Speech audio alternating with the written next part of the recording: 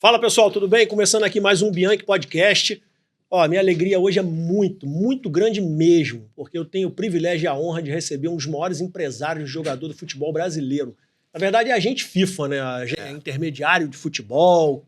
Cada hora é uma nomenclatura, mas é agente FIFA. Mas é a mesma coisa. É a mesma coisa. Agente FIFA, intermediário de jogador de futebol. Esse cara é muito grande, muito respeitado aqui no Brasil. A gente vai saber um pouco mais da história dele aqui, como é que se dá essa questão de contratos. Mas antes eu quero falar para você sempre, sabe que eu sempre falo aqui com vocês sobre alguns parceiros que eu tenho aqui que eu sou muito grato mesmo. E um deles é o clubedenegociadores.com. Se você quiser aprender sobre comunicação assertiva, inteligência emocional, resolução de problemas, negociação prática, negociação de alta performance, negociação estratégica, táticas de negociação, persuasão e argumentação, você só tem um lugar, clubedenegociadores.com. Entra lá na plataforma deles, coloca Bianchi20 e você tem 20% de desconto em qualquer curso da plataforma. Gente, isso aqui é top demais. Demais. Vai por mim que é dica boa. Um outro parceiro muito legal que eu tenho aqui e o meu parceiro mais longevo aqui, mais antigo, Óticas Visão Máxima. Você tem 35% de desconto. É só me seguir no Instagram, @MarceloBianchi, seguir o Bianchi Podcast no canal do YouTube. Você entra em contato com eles, ó. Eu tô seguindo o Bianchi lá no Instagram, no podcast, ele falou que eu tenho 35% de desconto. Tem mesmo. Ninguém vai reclamar com você de nada não, tá bom? 35% de desconto em qualquer modelo, qualquer marca, o que você quiser olhar no site, na loja. São 2 lojas aqui na Barra da Tijuca e uma loja em Bangu, ok? Logo, a 4ª loja pintando aí, tá bom, gente? Pessoal da Ótica Visão Máxima, ó, obrigado demais mesmo pela confiança, pela parceria, tá bom? Um outro parceiro não menos importante, que está há vai fazer um ano comigo, é o pessoal da Di Francesco Alfaiataria, lá na Rua da Assembleia 38. Pessoal que me veste e, ó, se você quiser fazer camisa de alfaiataria, camisa de linho, terno, tudo sob medida de alfaiataria, não tem outro lugar. O pessoal tem quase 40 anos de mercado, uma experiência absurda e você vai sair de lá bem vestido demais. Você sabe que eu trabalho com isso e como é importante a gente se vestir bem, a comunicação não verbal, como é importante. Tá bom, gente? E lá você tem 20% de desconto. É só entrar com o meu cupom também, Bianchi20. Você tem 20% de desconto em qualquer modelo de camisa, de linho, de alfaiataria, de costume, de terno, o que você imaginar, gravata, o que você quiser lá de alfaiataria, você tem 20% de desconto, tá bom? É só me seguir no Instagram, seguir a Di Francesco também no Instagram, ok? E um outro parceiro também que eu quero falar com vocês é da Em Moda Mais. É a maior plataforma de moda online do Brasil. São mais de 20 mil alunos formados. E eles funcionam como uma espécie de Netflix. Você faz uma assinatura mensal, custa R$ 79,00 e você tem acesso à plataforma deles com vários cursos. Você quer trabalhar com moda? Tem curso lá. Quer se tornar um consultor de imagem como eu? Tem curso lá. Você quer fazer visagismo para entender um pouquinho mais do formato do rosto, como é que faz, como é que não faz, que tipo de óculos, modelo de óculos combina melhor, se com barba é melhor, sem barba é pior. Cara, lá tem tudo que você precisa para você entrar no mercado da moda, que é um mercado que cresce muito e fatura muito. Então é um mercado muito legal. Se você quiser, você tem 20% de desconto também entrando na plataforma deles e colocando Bianchi20, tá bom? Gente, depois, dito isto, um amigo que estudava comigo falava sempre isso no final das aulas. Eu fiz teologia, né, para ser pastor na igreja presbiteriana. E quando acabava as aulas, o cara falava assim, dito isto, tá, porque estava na hora de ir embora. Gente, eu estou recebendo aqui Anselmo Paiva. Anselmo é agente FIFA. Já há quantos anos, Anselmo? 25 anos. 25 anos. É um dos pioneiros? Cara, na época que eu entrei, eu sou agente da primeira turma que foi feita pela CBF. Na época, eu tinha a numeração 003. Caramba. Existiam os agentes FIFA, sim, até 2000, que eram no Brasil 8. E aí você tinha Reinaldo Pita, sim, né, Juan Figuer, tinham assim os grandes são agentes. antigos pra caramba também. E aí eu fiz essa primeira prova, que foi em 2001, se eu não me engano, e aí você começa todo esse trabalho. A primeira prova que foi feita, a CBF era na Rua da Alfândega. É, eu lembro disso, disso. Ali... E teve uma época que era CBD. Não era isso? Isso é mais... Depois, isso é antes. Mas, bom, 55, né, filho? Pô, tô com 57, pô. Gente, esse papo aqui vai ser bom demais, que eu amo futebol, esse cara ama futebol. E a gente vai falar de um monte de coisa relacionada a futebol, tá bom? Já deu aqui o autógrafo dele na minha camisetinha, tá aqui. Cara, a primeira pergunta que eu tenho pra você é uma pergunta meio filosófica que eu faço pra todos que vêm aqui. Me diz quem você é, sem dizer o que você faz. Cara, eu sou Anselmo Paiva, um cara feliz. Vida mansa. Vida mansa. As pessoas me perguntam, por que vida mansa? Cara, eu tenho um defeito. Eu esqueço o nome das pessoas. E como a gente conhece um montão de gente... Começou a chamar todo mundo de vida mansa. Aí eu ficava, a pessoa chegava, e Anselmo, tudo bem? Tudo. E eu falei, caraca, qual é o nome dessa pessoa? Porque é uma coisa que deixa a pessoa triste, né? Sim. Você chegar, ele te chamar pelo nome e você não corresponder. Tem pesquisas que dizem que a coisa que o ser humano mais gosta de ouvir é o seu próprio nome. Exato. E isso me incomodava muito, né? Aí eu comecei a chamar todo mundo de vida mansa. Eu só não chamo as meninas, né? Aí eu chamo querida, porque fica chato, né? Sim, sim. E isso pegou. Tem muita gente que não sabe que eu sou o Anselmo. Você fala assim, pô, Anselmo Paiva, o vida mansa. Ele me conhece. E isso pegou por causa, principalmente, de futebol, que eu chamava todo mundo. Todo mundo é vida mansa. Hoje eu peguei Eu, antes de vir para cá, eu tive na CBF com o Rodrigo Caetano, que eu tinha lido o livro do Ancelotti. E aí ele falou, traz o livro aí que eu vou pegar o autógrafo dele. E aí ele deu o autógrafo. Um abraço carinhoso por vida mansa, Ancelotti. Tá até no carro ali. Muito bom, muito bom. Ó, eu vou falar teu currículo aqui, o que você mandou para mim aqui, que tá no teu Instagram, porque é um hábito que eu tenho aqui, falar o currículo, porque eu acho que o currículo é o resumo da vida da pessoa. É o quanto a pessoa batalhou para chegar onde ela chegou. E eu acho muito legal isso, valorizo muito isso. Mas eu vou falar o que você mandou para mim aqui. Agente FIFA desde 2001. Isso. Já viajou para 41 países. Faixa preta de jiu-jitsu, CAC. O que é isso? CAC, eu sou atirador. Ah, de atirador. Esportivo. Entendi. Aluno RIST, Ciência Política, ateu, VP-ABAF, Associação Brasileira de Atletas de Futebol, de Agente de Futebol. Isso. Co-host do Storycast, que é o podcast que ele tem, junto com o Fernandão. Leitura, eu sei que você é um cara que gosta de ler muito, você sempre coloca isso no seu Instagram. Li tantos livros esse mês, sei o quê. Muito legal. E CEO da C Sport Diary. A Diary, vamos lá. Eu sou CEO da Champion Sport, que é a de agenciamento, quando a gente se conheceu. Isso. E Diary é a empresa familiar que foi criada pelo meu pai, que a gente tem. Eu sou nascido e criado em Vilar dos Teles. Você na Baixada você botou lá para mim, lá, Vilar dos Teles para o mundo. Isso, então. E a família tem centros comerciais que a gente administra em Vilar dos Teles. O nome é Diary, em homenagem à cidade que meu pai nasceu, que meu pai é português, veio para o Brasil em 1958. Né? Ele é de uma cidade, Castro Daire. Caramba, no interior, no norte. Ouvi falar, bicho. Porque é no interior de Portugal, assim, perto do porto, sei lá, 100, 150 quilômetros do porto. E meu pai veio de lá fugindo para não servir o exército. Caramba, cara. Tem um grande amigo meu que é professor de educação física, já está há 15 anos no Porto, né? Morando lá. Muito qualidade legal. de vida lá, né? Imagino. Tranquilidade. Você tem muitos brasileiros lá. Sim. Ô, Selmo, cara, eu queria que você desse um panorama, assim, a gente vai falar de futebol, né? A gente vai falar, obviamente, de contratos, né? Do envolvimento com esse mundo aí do futebol já há muitos anos, né? Certamente você tem muito a contribuir aqui. Mas eu queria que você desse um panorama, cara. A tua visão sobre o futebol hoje. Como é que era há 25 anos atrás, quando você começou a agenciar a carreira de jogador? Como é hoje? Dá um panorama assim pra gente desse mercado aí. Marcelo, eu entrei no futebol por acaso, né? Eu sou o tipo de pessoa que eu gosto de assistir o jogo para acompanhar as pessoas com qual eu tenho relacionamento e tenho amizade e torço para todos eles. Independente se são atletas que trabalham para a nossa empresa, eu torço para as pessoas que você acaba fazendo amizade. Sim. Isso aí. Mas eu não sei jogar bola.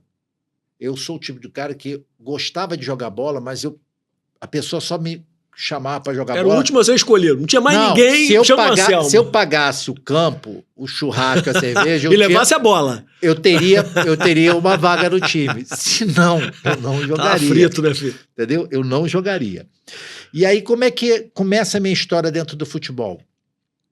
Lá pelos anos de 83, 85, eu conheci o Ailton, que foi jogador do Flamengo. Sim, né? Jogou muito bem aí. Que é de Acari, e eu fiz amizade com ele, e essa amizade foi intensificando, então eu constantemente estava na casa do Ailton, naquele período que ele estava no Flamengo. E aí eu fui conhecendo Marcelinho Carioca, Dejaí... Foi meu vizinho na Sulacap. Então, Paulo Nunes, essa galera antiga convivendo.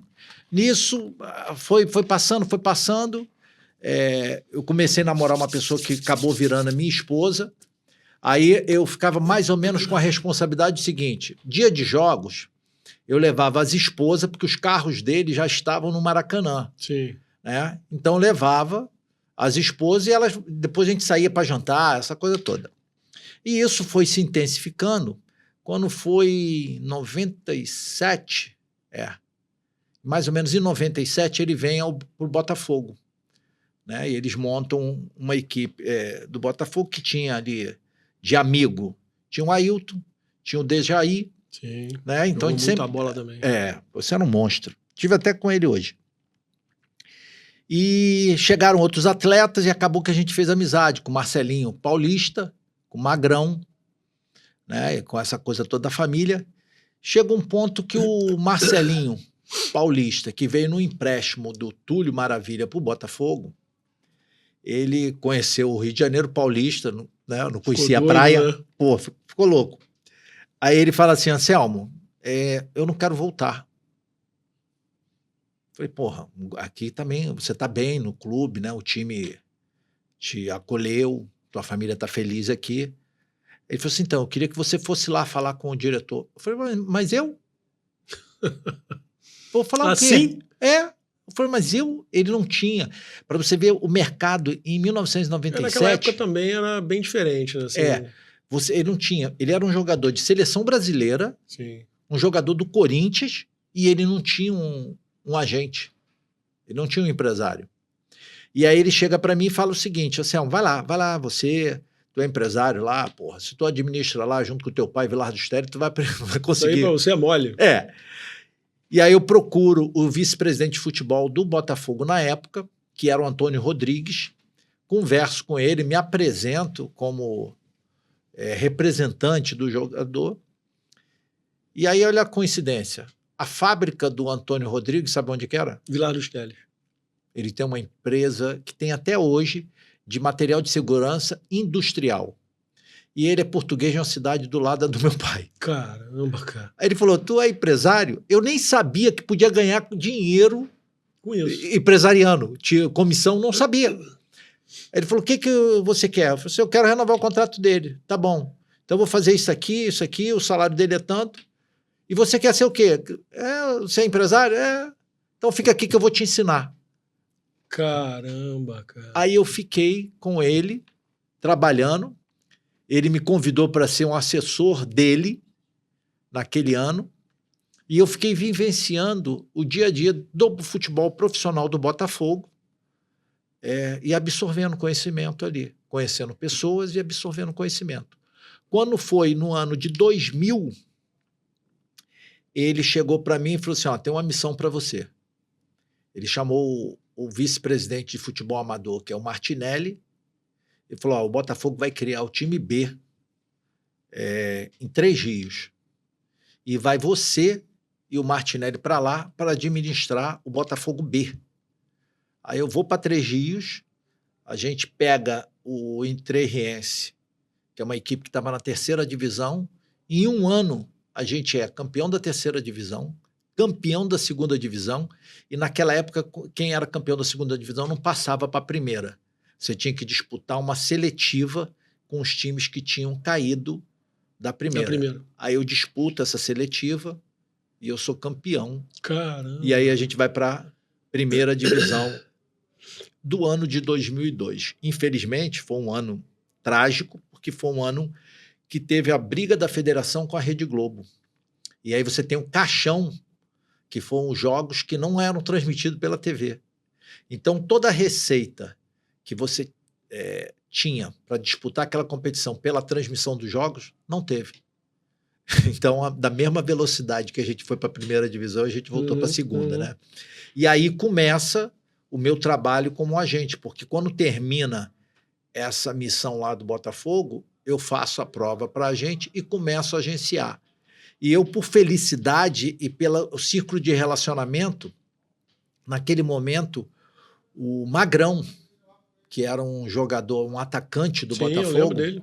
Ele tinha ido para o São Caetano, porque ele era casado com a filha do presidente do São Caetano. E justamente naquele momento que o São Caetano estava muito forte. Não, né? Bombando, azulão. E aí ele foi um dos artilheiros do Campeonato Brasileiro. E ele, por causa da relação que eu tinha no Botafogo, ele me convida e fala assim: Anselmo, agora que você está começando com a gente, eu preciso que você me ajude numa coisa. Tem uma proposta para ir para o Japão. E nada é melhor do que você, porque você tem amizade no Botafogo para poder resolver isso. Então, praticamente o primeiro negócio que eu faço é uma transferência para o mercado japonês, que fui levar o Magrão para o Gambosaka. E aí minha vida começa dessa forma. Entendeu? Eu consegui resolver, na época, com o Antônio Rodrigues e com o Montenegro, a negociação, né? Se eu não me engano, ele foi vendido aproximadamente $2 milhões naquela época. E aí eu levo. E aí eu consigo um nome no mercado, porque eu tinha tanto o trabalho que eu fiz no Entrerriense, como essa negociação. Porque isso é atípico, né? Normalmente, eu falo para as pessoas que me procuram, às vezes estão querendo iniciar, normalmente você leva 5 anos para você fazer primeiro negócio. Primeiro negócio que eu estou falando, primeiro negócio que entra receita. Sim. Né? E comigo não foi. Não foi dessa forma. Foi bem rápido, né? Por causa da relação. Porque o maior patrimônio que a gente tem dentro do mercado do futebol é o círculo de relacionamento. Sim. E a tua credibilidade. Né? E aí, logo em seguida, a empresa nossa é convidada para administrar Cabo Friense. E aí eu vou para Cabo Frio em 2003, fico até 2009, depois no Bangu de 2009 a 2014. E depois só agenciando. Nesse período eu fazia tanto a parte de consultoria nesses clubes, né? E administrava o futebol profissional deles. E depois de 2014 fiquei só gerenciando carreira de atletas. Show de bola. Como é que tá hoje essa questão? Eu lembro que quando eu fui tentar essa profissão em 2013, estava num período ali de transição, se você tinha que fazer uma prova para ser agente FIFA, se não. Naquele momento, acho que não estava precisando. Tinha uma janela ali que eu acho que não precisava. Depois regulamentou de novo que tinha que fazer uma prova, não sei o quê e tal. Eu fiquei justamente 5 anos tentando esse meio e foi muito difícil, principalmente depois que eu peguei um jogador que estava no Flamengo, um goleiro. Você sabe quem é, mas não vou citar o nome aqui, que ficou comigo 1 ano e meio. Eu gastei o que eu tinha, o que eu não tinha para manter. O Noval me ligou, eu fui no Flamengo, ele assinou o contrato e 1 ano e meio depois eu recebi um distrato de um advogado embaixo da porta. E meu mundo ali foi ladeira abaixo, porque foi bem complicado. Aí eu liguei para ele e tal, aí vai falar que é a família, né, e tal. Eu falei, cara, eu vou orar para que você lá na frente não tome a volta de 1 milhão. Porque o futebol às vezes tem essas coisas também, você não vai nem saber. Mas eu jamais faria isso com você, cara. Eu acredito em Deus, eu tenho fé e eu acho que a gente tem que ter caráter, tem que ter ética na vida e tal. Mas tudo bem, cara. Segue a tua vida aí, mas saiba que você me botou na lona. Na lona. Porque eu gastei o que eu tinha, o que eu não tinha, para te dar atenção, para suprir. A cada 40 dias era uma chuteira. Eu fechei patrocínio para ele de luva da NGA Soccer de Portugal. E a chuteira não custa R$1.000. Entendeu? Não. E assim... o goleiro gasta muita chuteira, né, cara? É. Assim, o pé do malandro era isso aqui, com uma lancha. Cara, eu falei, meu irmão, segue a tua vida, tá tudo certo. Mas ali foi um baque muito grande. Aí eu montei um projeto, fui atrás de investidor, a igreja que eu frequento tem uma galera assim, legal, né, e tal. Todo mundo, quando viu os números assim do futebol, foi impressionado e tal. Eu falei, ó, esse é um mercado que cresceu muito e tal. Mas eu preciso de alguma grana para me sustentar um tempo, para fazer a coisa acontecer, não é da noite pro dia e tal. Não consegui. E aí, cara, a situação ficou muito difícil mesmo. Aí eu fui para outra área, entendeu, e tal. Mas sempre amei futebol, aí acabei voltando. Mas como é que tá... Voltando indiretamente, né, assim, né, o que eu faço hoje. Mas como é que tá hoje essa questão de agente FIFA? Você é um agente FIFA. Sou. Como é que tá a questão hoje? O cara que está começando hoje, ele tem que primeiro fazer a prova, ele pode começar e depois fazer. Como é que é essa questão hoje? Então, eu hoje faço parte da Associação Brasileira de Agentes, sou vice-presidente, o presidente é o Jorge Moraes. E desde 2001, a FIFA, antigamente você só podia ser agente através da FIFA. E aí você precisava depositar um dinheiro de garantia. Aí ela passou essa demanda para as confederações. CBF, no caso do Brasil, CBF. E aí a CBF, ela no início, ela começou fazendo prova. A primeira prova você fazia ou em inglês ou em espanhol, que são as línguas oficiais da CBF, da FIFA. E você fazia aquela prova ali sobre o regulamento, sobre a legislação brasileira e sobre a legislação internacional de transferência de jogadores. Né? E ficou um bom tempo assim. Depois a FIFA pegou de volta. E só podia ser agente FIFA aqueles que eram antigos, os que passaram pela prova. Porque depois de um determinado momento, a FIFA, a CBF, ela não aplicava mais prova. Você chegava, fazia uma ficha, preenchia, fazia um curso que ela mesma aplicava, e aí você tem um nome limpo, tá? Você passava a ser agente. Entendi. Tá? Aí a FIFA falou assim, agora voltou pra gente, pra FIFA. Mas mesmo quando ficou só com a CBF aqui, que você fazia essa prova, você podia fazer uma transação internacional ou não? Só podia nacional? Podia fazer uma transação internacional. Entendi. O agente que fez a prova aqui, se você era credenciado, você podia. Tava apto. Com exceção da França. Porque a França ela tem uma legislação própria que ela exige que toda negociação tenha um agente francês. Entendeu? Uma coisa até interessante. Sim. Né? Porque o Brasil é o maior exportador de jogadores. Pô, disparado. Disparado. Você vai pegar o número de transferências, eu não tenho, porque antigamente a CBF liberava cada janela a quantidade de atletas que eram transferidos para o exterior. Era tipo assim, 800 atletas por ano. E aí você vai para o segundo lugar, eram países sul-americanos, que também é um mercado que vende muito, mas era 200 atletas, entendeu? Então sempre foi o grande... tanto que você pega, qual é o maior campeonato que a gente tem no mundo? Champions League.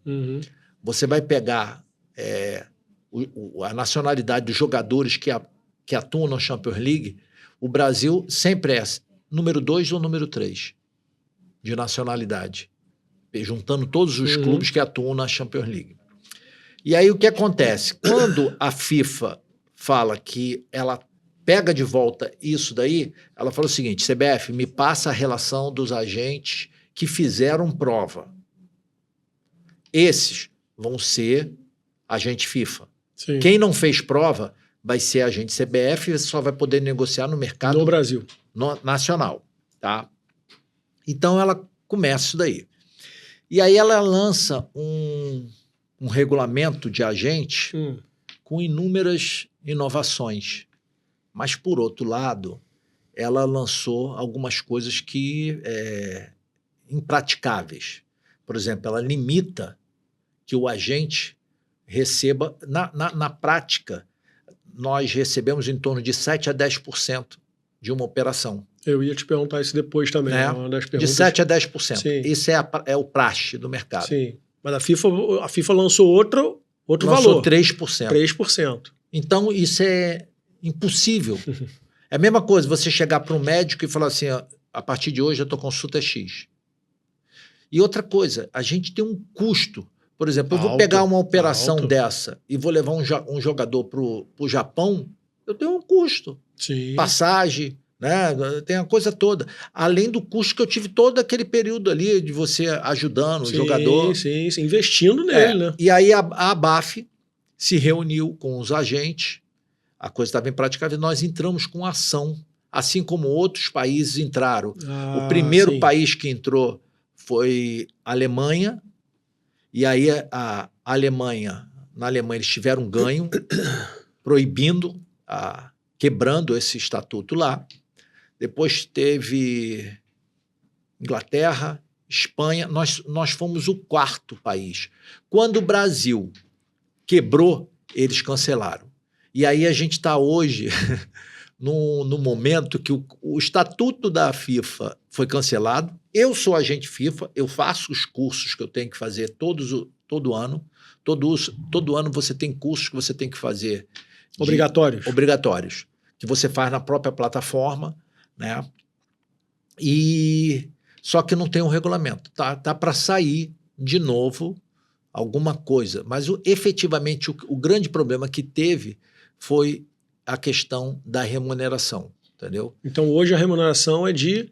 Hoje quebrou, é o que sempre... 10%. 10%. Voltou o que era, de 7% a 10%. Como é que se dá o seu ganho numa negociação? Por exemplo, você tem um jogador... eu acho que eu lembro, quando você na época me falou, eu acho que eu lembro. Mas eu queria que você falasse. Como é que se dá o ganho de um empresário numa negociação? Você ganha no mensal do jogador ou você ganha só numa possível transferência do jogador? Ou você ganha alguma coisa, você botou um jogador num clube, você pega ali um valor, acabou, não pega mais nada. Aí só... Depende da negociação. Por exemplo, eu posso fazer uma negociação de um jogador que é seu. Entendi. Certo? Entendi. Por exemplo, o clube me autoriza, eu sou representante do clube. Entendi. Então, em cima daquela negociação, eu comprei o jogador para o clube por 1 milhão. O clube vai me pagar 10%. Isso é uma negociação. Sim. Tem um outro tipo de negociação. O clube quer que eu venda o jogador. Eu vou e vendo o jogador. Então eu recebo por ter vendido. E agora tem o da representação do atleta. Quando é a representação do atleta, ao longo dos anos, a gente foi aprendendo que quem me remunera é o atleta. Só que se eu colocar para ele me repassar o dinheiro, depois de uns 6 meses, depois que você fez o contrato, ele paga triste.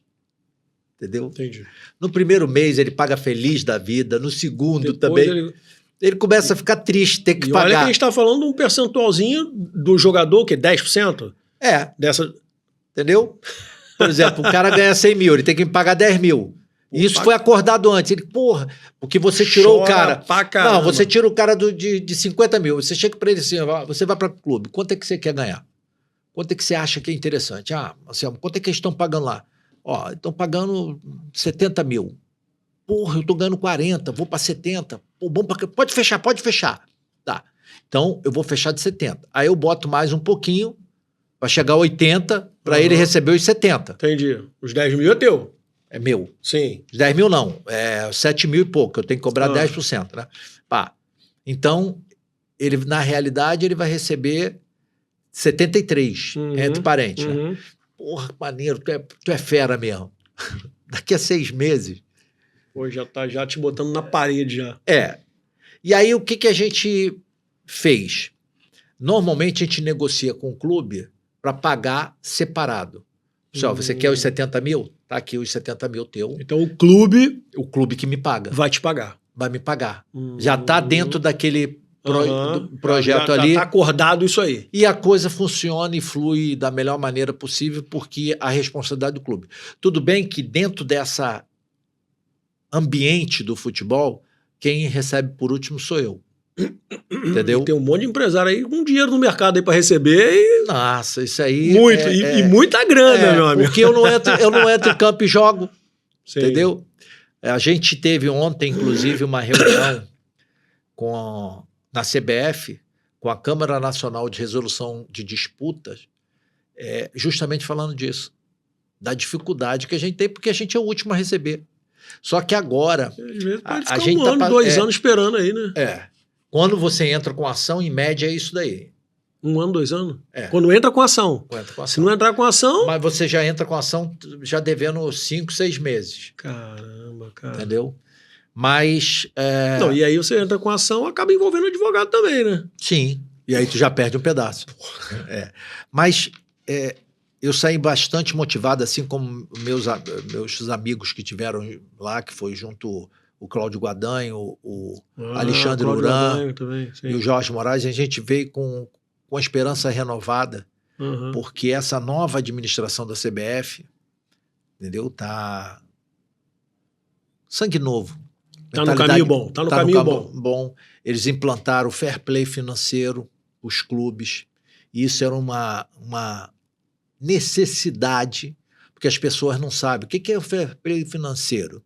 O fair play financeiro, ele tem 2 medidas ali que, assim, vamos falar na prática, as melhores. Uma é você evitar que um clube tenha muito dinheiro. Por exemplo, suponhamos que vamos dar um exemplo aqui, que o Fluminense seja vendido para o BTG. O BTG agora é o dono do Fluminense. Aí o BTG chega e fala assim, pô, vou botar 1 bi nesse clube aqui. Você não pode, porque fica uma luta desproporcional com os outros clubes. Então, um ponto é esse, né, para evitar isso. É o que acontece na França, com o PSG, né, que tem um fundo dos Emirados lá, que tem milhões, mas ele não pode botar muito dinheiro, tem que equacionar para poder o futebol ficar equilibrado. Tem uma equidade ali. Exatamente. E a segunda coisa é, você todo final do ano, você tem que chegar e entregar, ó, tá meu balanço aqui, ó. Recebi X, eu tinha de conta Y, paguei minhas contas todas dentro do ano. Eu tenho que zerar, porque senão você pode ser punido com perda de pontos e até rebaixamento. Então isso, acho que vai moralizar. Tem alguma coisa a ver com esse transfer ban que o Botafogo sofreu agora? Exatamente. Aí com o Botafogo estava com transfer ban. Isso aí foi um clube o Atlanta, que vendeu um jogador e não pagou. Então, o cara entrou na FIFA, executou ele, falou, ó, você tem que pagar em tanto tempo. Não pagou, ele sofre isso daí. Não faz transação também. Você não pode. Você pode vender. Você não pode contratar. Entendeu? Você pode vender para poder... ter caixa. Para ter caixa. Dinheiro. E é isso que está acontecendo. Mas o Botafogo ainda está mais complexo a situação deles lá. Entendeu? Porque a informação que a gente tem de bastidor é que, além dele estar devendo, ele antecipou as receitas que tinha para frente. Quer dizer, o dinheiro que ele teria para receber para frente, não tem. O que vai acontecer, não sei. O Textor botar do bolsinho dele. Mas não é o Textor, né? É um grupo, né? É um grupo aí. De um grupo, se não me engano, ele já foi afastado, que é da Eagle. Da Eagle. Eu acho que ele foi afastado. Entendeu? Então é complexo isso daí. Eu não vejo outra saída do que das SAFs. As SAFs realmente vieram para mudar o futebol. Eu ia te perguntar isso agora. Tua visão sobre SAF. Vieram para mudar e não tem volta. Porque ele é administrado de uma maneira profissional. Porque o que você vê é o seguinte, no futebol, nada dá mais mídia do que o futebol. Nada. Você pode falar assim, eu sou artista. Não tem mais mídia que o futebol. Você vai pegar... pega qualquer... do mundo, né, cara? E Brasil, é no mundo então, todo.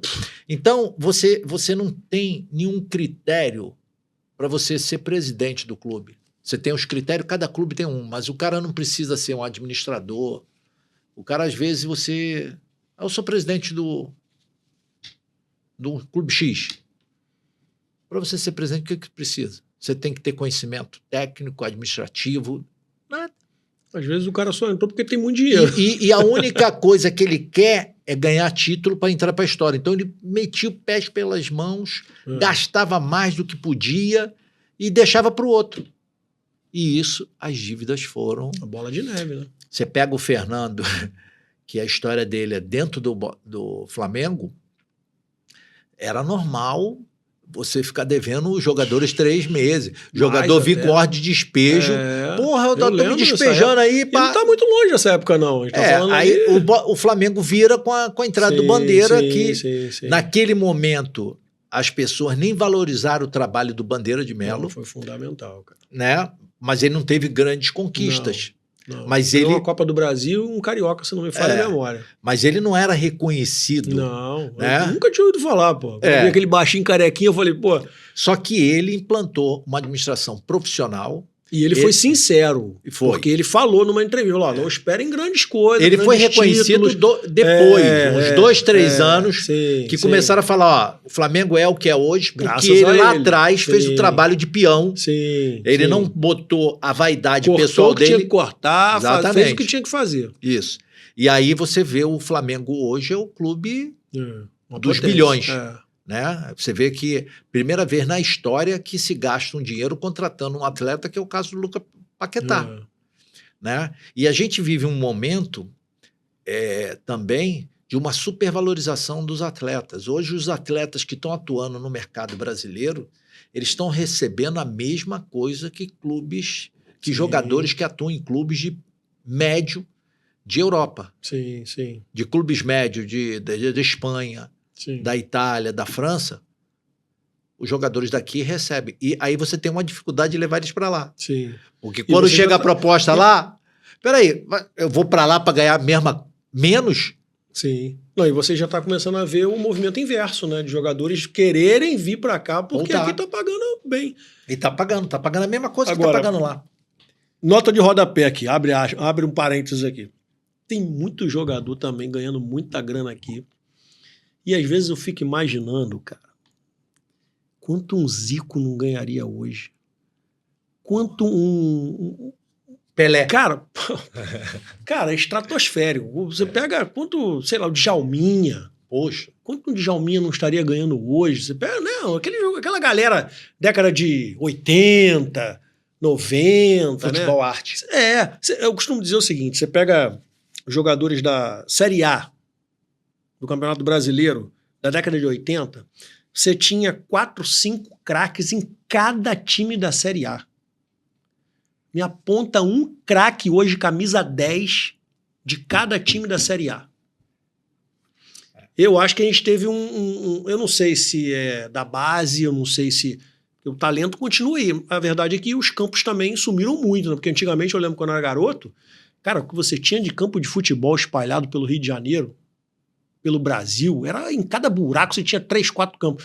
Hoje está cada vez mais difícil. O moleque, então, é obrigado muitas vezes a 6 anos, 7 anos, já vai para um futsal de um clubezinho, porque não tem mais pelada.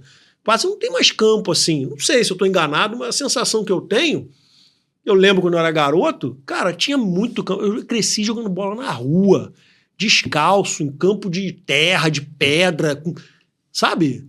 Caramba, cara, é isso ou não? Tô equivocado. Eu não posso. Eu tenho uma opinião que é muito próxima da sua. Você pega o último título nosso de Copa do Mundo foi quando? 2002. 2002. Você pega esse 23 time... anos. Você pega esse time de 2002, quantos jogadores bola de ouro tinha? Que bola de ouro... Sim, Ronaldo, Ronaldinho Gaúcho, Rivaldo. Eu não preciso falar nem mais. Entendeu? E hoje? Quantos tem? Nenhum. Se destacando no cenário internacional. Fazendo a diferença. Eu acho que só o Vini, né? O Vini que ganhou, né? Inclusive. Mas eu acho... A proporção era muito maior, né? Era muito maior. Eu acho... eu lembro que a gente entrevistou o Pedrinho lá no Storycast. Presidente do Vasco. Presidente do Vasco. Antes dele vir a candidato. Sim, sim. E ele falava... Cara que eu gosto muito, assim, fala bem, um cara... E ele, quando era jogador, era um jogador super habilidoso. Sim, sim, sim. E ele, como comentarista, também estava perfeito, bem, estava muito bem. Equilibrado, né? As colocações dele respeitosas. Sim. Né? E ele falava que ele jogava na porta da casa dele. botava o golzinho, aquelas crianças Sim. jogando, que a mãe tinha que puxar ele pelos cabelos para botar minha ele para mãe. dentro de casa. Minha mãe, cara. Mas sabe aonde ele jogava? Na rua de paralelepípedo. Joga descalço na rua de paralelepípedo. O que eu acho? Naquela época, o processo de formação de um atleta, você jogava ou no campo de terra batida, ou no asfalto, ou no paralelepípedo, né? E aquilo dali, você ia adquirindo skills, você ia adquirindo habilidade para você dominar a bola. Hoje em dia, tu não tem mais. Sabe o que você tem? Grama sintética. A criançada... Isso é outra discussão, né? A criançada hoje está tudo jogando em grama sintética. Como é que ela vai adquirir aquelas habilidades, aquelas skills para você poder botar? Não bota. Muito não mais tem. difícil. Muito mais difícil você ter esse jogador. Você vê há quanto tempo a gente não vê o último grande nome que a gente tem é o Neymar. Sim. Já tem quantos anos que o Neymar apareceu? Verdade. Aí já está com 30 ou 32? 32? Neymar Essa deve certamente a última Copa do Mundo, a última chance é essa aí. É a dele, é a última. Mas foi o último grande nome que a gente teve aí. Junto com a geração dele, ele foi o Diego Ribas também, o Ganso. Você tem as expectativas do Endrick. Sim. Que está fazendo um campeonato brilhante agora no início, depois da mudança dele. Você tem o Estevão. Mas ainda é muito cedo para falar se eles vão ser o cara. Porque aqui a gente tem uma mania de começar a elogiar cedo demais também, né? Colocar uma carga em cima do garoto muito pesada e logo cedo, né? Porque o moleque apareceu com 16 anos, fez um jogadão. Ih, é o Pelé! Ih, é o novo não sei o quê. É o novo Neymar. É o novo Neymar. E às vezes não vai se concretizar lá na frente. Porque é muito difícil. É muito difícil, eu sei disso. O que acontece, é um peso. Marcelo, as pessoas, a gente constantemente é procurados por pais de jogadores. E aí, porra, meu filho é isso, meu filho é aquilo. Enche a bola, né? O meu filho é o Neymar. Eu particularmente, eu não trabalho mais com garoto. Não tenho estômago para trabalhar. Não por causa dos meninos. Por causa dos pais, né? Por causa dos pais. Hoje, é claro que a gente vai falar, toda regra tem exceção. Sim. Mas às vezes tem um ponto fora da curva, né? Você tem hoje o seguinte, aproximadamente... O Brasil deve ter aproximadamente 1.800 atletas. Ou 1.800 agentes. Desculpa, 1.800 agentes de futebol. Desses 1.800 agentes, você deve ter 50 que fazem negócio. Talvez 100. E desses 1.800, todos agentes FIFA? Todos agentes CBF. Né? Agente FIFA são alguns. Deve ter agente FIFA hoje que fizeram prova, deve ter uns 50. Entendi. Entendeu? A grande maioria, quem é agente FIFA e quem não é, eu não tenho esse número, mas a gente tem cadastrado hoje 1.800 agentes. Mas a grande maioria não tem nenhum atleta. O que eles ficam fazendo? Eles ficam tipo peixe-piloto. Você conhece o peixe-piloto que fica colado na costa do tubarão? Para comer a sobra do que está rolando ali. E aí você tem um país pobre como o nosso, né? Intelectualmente falando, que o nosso país é rico. Muito rico. Né? Intelectualmente falando. E você vê jovens com 10, 12 anos que a preocupação do pai não é com a felicidade do filho. A preocupação do pai é que o filho seja a saída dos problemas dele. Sim. E você tem um montão de pai cafetizando o filho. Entendeu? Cafetizando. A ponto do cara chegar, e já aconteceu comigo. Então, qual é a proposta que você tem lá? Aí eu tenho essa aqui, tá? E a minha parte? Na lata, já assim. Falei, como é que é? A tua parte. Tá. Então, e o que aconteceu com esse mercado hoje? A criança, quando você começa a jogar bola, eu quero ser jogador. Ela não tem ideia do que é o mundo do futebol. Você deve ter hoje na CBF algo aproximado de 28 a 30 mil contratos profissionais registrados.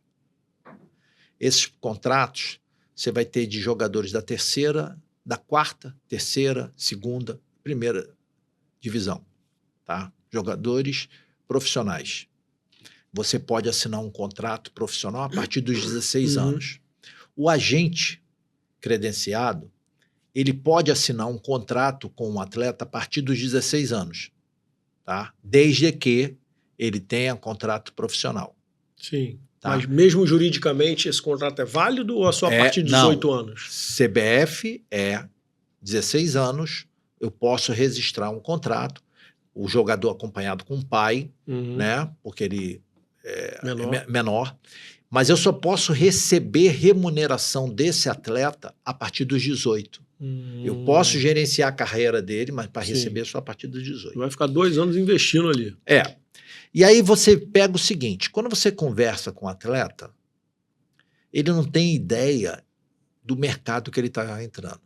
Você pega hoje, desses 30 mil atletas, 85% recebe só até 3 salários mínimos. Sim. Se chegar a isso, né? Até 3 salários mínimos. E aí depois você vai... O jogador que esse garoto quer ser é o... Não é esse que ganha até 2 salários mínimos. O jogador que esse garoto quer ser corresponde a 0,001%. Ele quer ser o Paquetá. Ele quer ser o Neymar. Isso é fora da curva. Vamos botar o jogador que atua num clube da primeira divisão do Campeonato Brasileiro, ele deve corresponder a 1%. Sim. Que atuam, porque você pega cada equipe que atua, você tem hoje 24 equipes, certo? Dessas 24 equipes, no plantel do profissional deve ter aproximadamente 40 atletas. Você multiplica isso daí, né? Esses atletas já são vencedores. Sim, entendeu? Passaram por um funil ali apertadíssimo. Né? Você pega, e numa equipe de júnior de um clube como o Flamengo, né? Você tem um plantel de 40 atletas. Quantos chegam no profissional? Entendeu? Esse funil vai, na minha opinião, a pior fase na carreira de um atleta... do sub-20 para o profissional? Por quê? No sub-20, você está disputando posição com jogadores com a diferença de idade de 2 anos. E com a carga de trabalho, de força e experiência igual. E com jogador já consagrado. Não, assim, isso no júnior. No júnior. Quando você passa para o profissional, você tem um choque de realidade. Sim. Né? Primeiro, eu vou deixar de competir pela minha posição ali com um jogador com diferença de 2 anos para, de repente, disputar uma posição com um jogador com a diferença de 5, 6, até 10 anos. E que tem nome. Que tem nome, que tem carga de trabalho. Porque o futebol hoje é muito força. Né? E cada ano que passa é como se fosse a construção de um prédio.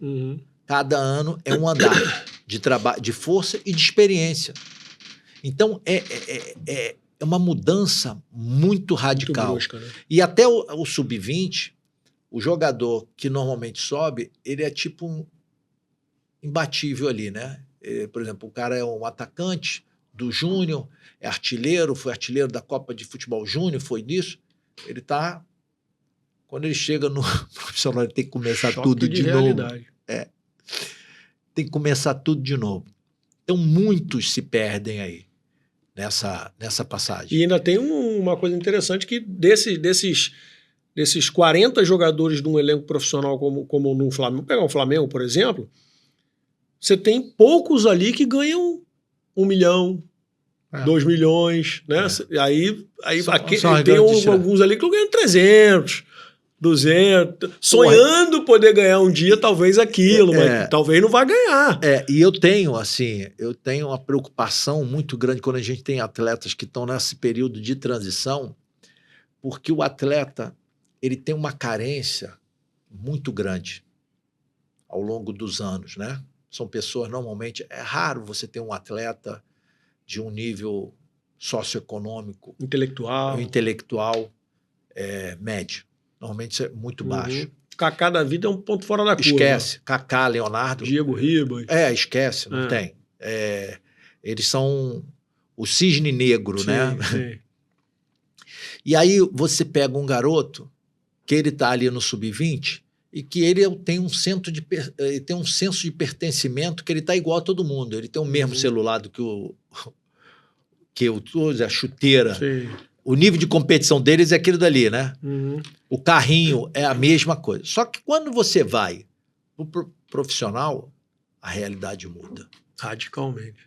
E ele quer se sentir igual os outros. Ele quer se sentir valorizado, respeitado igual aqueles dali. E aí que ele quer fazer a mesma coisa que os caras fazem. E muitas vezes ele quer fazer, aí vai entrar na questão até comportamental que eu falo às vezes, que a maioria opta por comprar primeiro um carro, ao invés de comprar uma casa ou ver isso. Porque o carro é um bem móvel. Aonde ele for, as pessoas estão vendo e ele está falando assim, eu venci. Isso aí. Entendeu? A casa não. A casa tá lá, só vai ver a casa quem for lá. Mas o carro, ele tá desfilando. Onde ele vai, as pessoas estão vendo. Ele tá falando, ó, venci. Cheguei lá. Cara, isso é muito interessante. Cara, eu vou preservar o nome dele, porque... Claro. Né, tinha um jogador que trabalhava com a gente, que ele vai pro profissional, né, do Fluminense. E aí,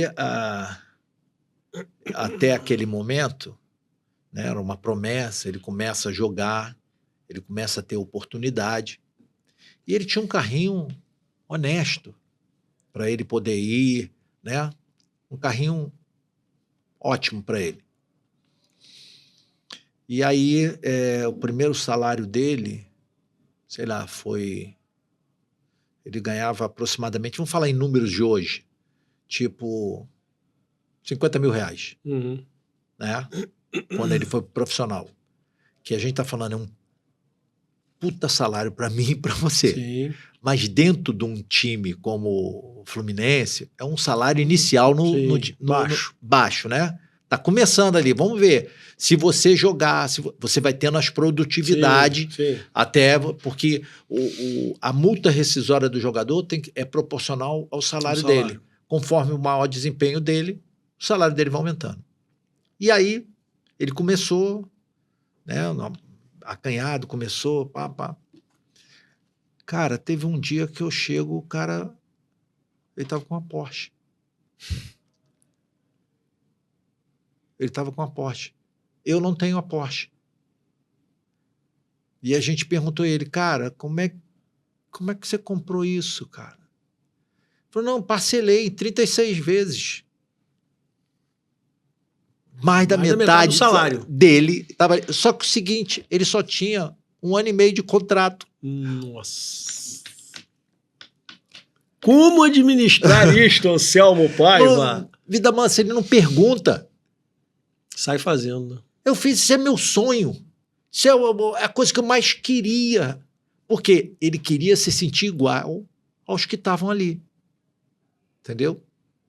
Ele não pensou... Daqui 1 ano e meio ele não vai se sentir igual. Ele micou. Caramba, cara. Ele micou. E aí? Não Entendeu? tem como fazer devolver, né? Vai lá devolver isso aí. Não dá pra você fazer. O cara vai ficar puto contigo. Sim, lógico. Vai falar, pô, tu tá acabando com o meu sonho. Tá... Mas, pô, se bobear vai até te trocar. Eu não quero mais você não, pô. Entendeu? É triste. E você tem hoje esse mercado, por exemplo, o mercado de agenciamento é vedado no estatuto você dar dinheiro para assinatura de contrato. Só que isso hoje é uma realidade que foi um dos pontos que a gente levou na CBF ontem, foi isso daí. Porque o cara hoje, o pai para assinar um contrato contigo, ele não quer saber se você tem capacidade de administrar ou tem conhecimento técnico e de relacionamento que possam melhorar a qualidade do filho dele. Ele quer dinheiro. Ele quer dinheiro. Não é o dinheiro para o jogador, não. É para ele. Sim. E aí você tem uma promiscuidade em níveis estratosféricos. A gente está falando de um jogador de 16 anos, ele pode assinar o primeiro contrato, Que ele tá ali, e aí o cara, não, meu filho aqui, porra, é titular, Fluminense, Botafogo, Vasco, porra, tem seleção de base, pá. O cara quer 300 mil, 400 mil. E aí, quando ele vai crescendo ali, ele tá perto, na metade do contrato, de repente ele foi pro profissional, o pai pega dinheiro de outro empresário. Eita, bagunça tudo. Bagunça tudo. Quer dizer, ele nem cumpre o contrato, já está errado de ter pego o dinheiro, porque é bem diferente você chegar e falar assim, ó, eu tenho uma dificuldade aqui, meu filho tem um custo de passagem. Sim. Não vou nem falar Faz passagem. Aí foi, do Uber, né? Porque hoje em dia eles vão de Uber. Sim. Né? É o ônus do negócio. Meu filho tem um custo aqui do Uber para ir para o treino. Ele tem aqui, ó, cesta básica, vitamina. Quanto é que dá isso aí? Dá 3 mil por mês, dá 4 mil. Legal. Vamos ajudar nisso daí, né? Vamos fomentar isso daí, porque é uma coisa que pode dar um feedback. Isso é honesto e é correto. Faz parte do jogo. Faz parte do jogo. Mas não é isso. O cara quer 200 mil, 300. Eu conheço casos de 1 milhão. Eu não duvido, não. Aquele caso que eu contei do meu lance, que eu não quis falar. Provavelmente foi isso. Foi isso. Depois eu fiquei sabendo, foi isso. Depois eu fiquei sabendo quem era o agente que foi lá e pegou, porque abriu mala com dinheiro e ofereceu dinheiro, botou num apartamento na Barra da Tijuca de 3 quartos, coisa que eu não podia fazer. Não. Entendeu? Fazia aquela coisinha do mensal ali. Que era o essencial para a carreira dele. É isso aí, entendeu? Mas acompanhava sempre, ia sempre lá no Ninho do Urubu, levava para almoçar, batia papo, trocava ideia. Marcelo, isso. O que eles não entendem é o seguinte, que isso tem um preço. Sim. Entendeu? Não existe almoço grátis. Uhum. Você trabalhar de uma maneira correta é o princípio que você tem que ter. Quando você parte para isso daí, o que ele está te dando dali, ele vai te tirar. Uhum. Como? Existem 1000 maneiras. Na hora de você negociar um contrato, você fala o seguinte, então, tem isso aqui, você sabe que pode tirar 1 milhão de salário para ele? Você não vai tirar 1 milhão. Você vai tirar menos para poder recuperar o teu dinheiro. Uhum. Não tem almoço grande, não tem como o cara te dar um dinheiro. É a mesma coisa você ir no médico e falar assim, ô doutor, o senhor que vai me pagar a consulta. Como é que ele vai sobreviver daquilo dali? Como é que você vai pagar? Ele vai te vender um remédio que vai custar 10 vezes o valor da consulta. Tem alguma coisa... Vai ter uma hora que você vai pagar por isso. Vai. Conta vai chegar. Eu vou ler uma frase aqui e eu queria que você comentasse. Escolher um agente é como escolher um sócio para a sua vida. Se for bem feito, sua carreira decola. Se for mal feito, você vira passageiro da própria agonia e da própria história. É parecido com casamento, né? Você tem o casamento, se você escolher uma mulher balão, tua vida sobe. Se você escolher uma mulher âncora, tu vai para o fundo do mar.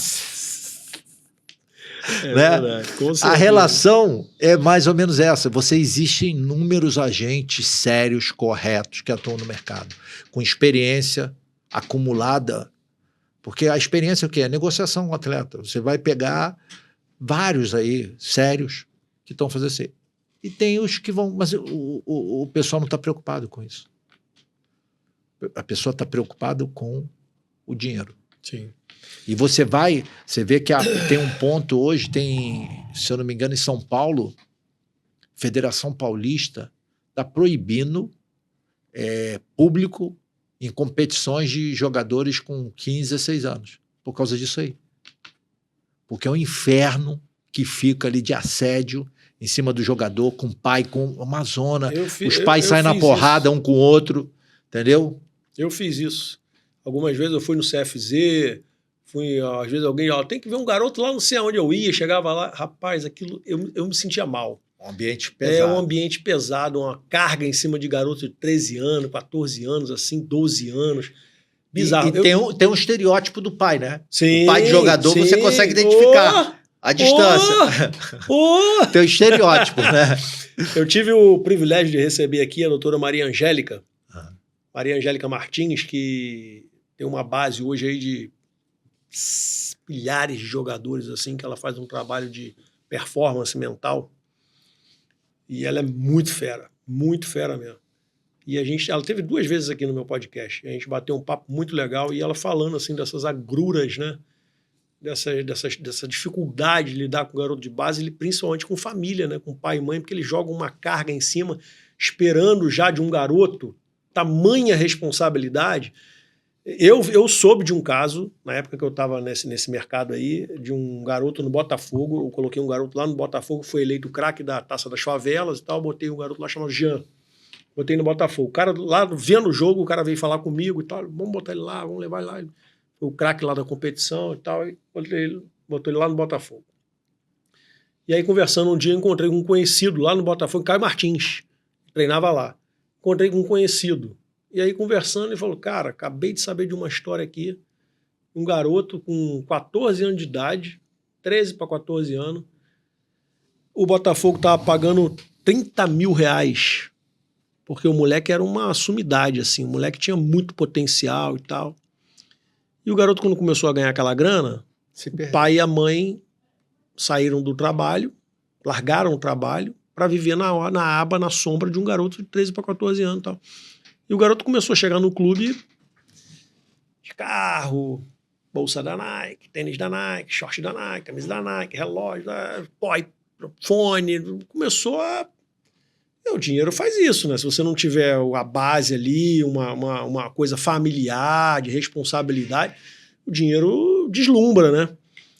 Rapaz, o moleque começou a aprontar, e o clube passou a mão na cabeça uma vez, passou 2, passou 3, chegou uma hora que ficou insustentável, cara. O moleque ficou insustentável. Deram o pé na bunda. Saiu. Foi todo mundo pra Rua da Amargura. Tá todo mundo na rua. Você tem... Eu já tive a oportunidade de conversar. Hoje, as equipes de ponta têm um psicólogo que faz um trabalho... Sim. Hoje a estrutura é muito melhor, né? E você conversa com eles e vê essa dificuldade, que a maior não é com o atleta. A maior é com os pais. Sim. Porque onde é o porto seguro desses jogadores? É a família. É a família. Né? O pai e a mãe são o porto seguro dele. E quando esse porto seguro está corroído, entendeu? Rachaduras ali no alicerce. Você prejudica. Então, os clubes hoje fazem um trabalho de passar para os pais, ó, o que você tem que falar? Como é que você tem que se comportar? O teu filho não foi bem. A maneira, você acolhe ele, dá carinho, entendeu? Motiva, incentiva. Porque, porra, você vê em beira de campo o pai falando merda pra caramba. O cara xingando o próprio filho. Tá maluco? Porra, fez a merda que tu fez. Aí começa a chamar que o treinador tem esquema. Pô, tem esquema com o empresário. Não é. A coisa não funciona dessa forma. Entendeu?